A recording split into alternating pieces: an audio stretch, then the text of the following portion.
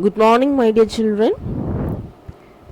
Today, let's discuss the next chapter in Indian economics titled Poverty.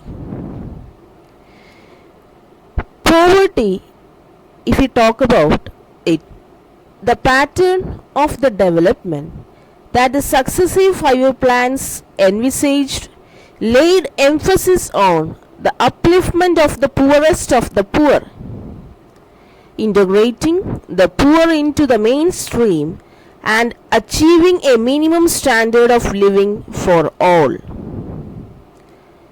While addressing the Constituent Assembly in 1947, Jawaharlal Nehru had said, "This achievement is but a step, an opening of opportunity to the great triumphs and the achievements that await us, the ending of the poverty and the ignorance and the disease and the inequality of opportunity." So, the poverty is not only a challenge for India, as more than 1/5 of the world's poor live in India alone, but also for the world, where more than 260 million people are not able to meet their basic needs.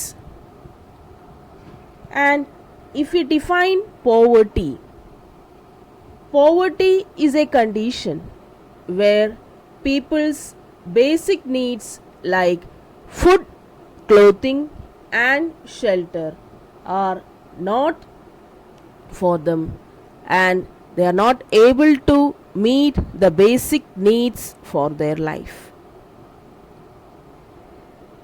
And the poverty we can divide into two, which are the absolute poverty and relative poverty.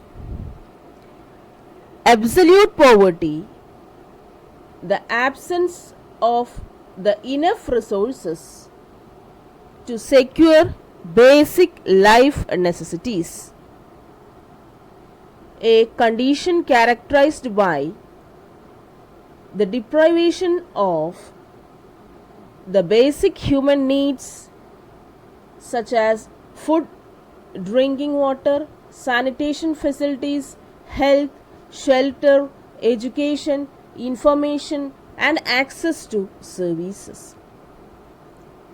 So, the actual needs of the poor, and not by comparing the expenditure of those who are not poor.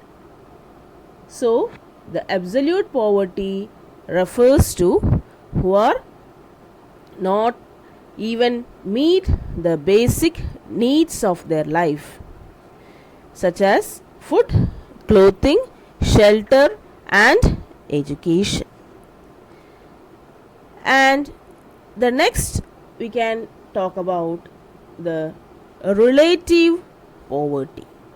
Relative poverty is defined as on the basis of the inequalities of income. That is, the inequalities between the different groups.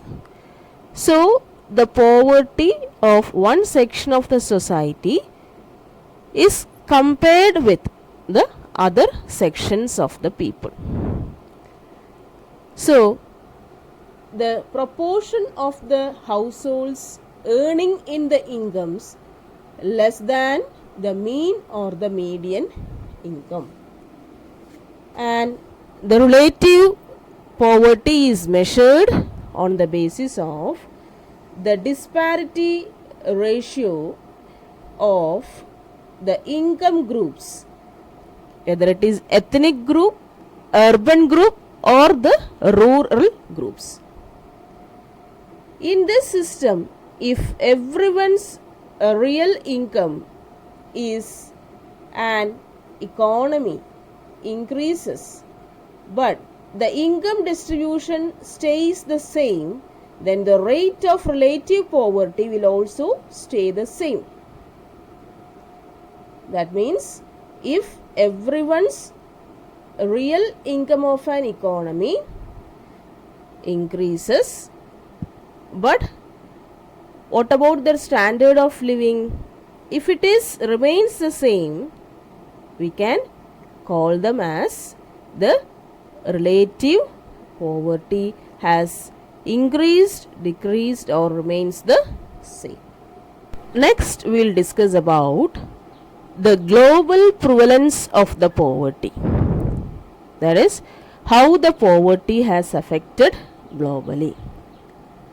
The World Bank estimated that 702.1 million people, that is almost 9.6%, are living in extreme poverty in 2015, down from 1.7 billion in 1990.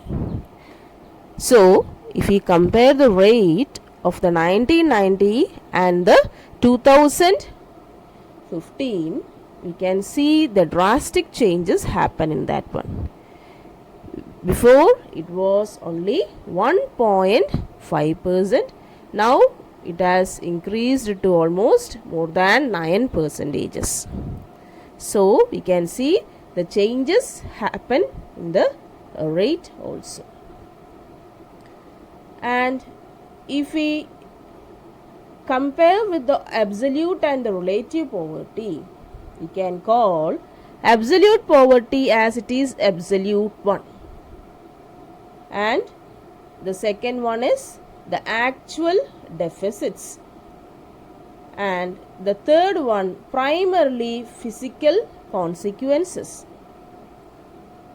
The relative poverty means we are comparing the sections with the other one.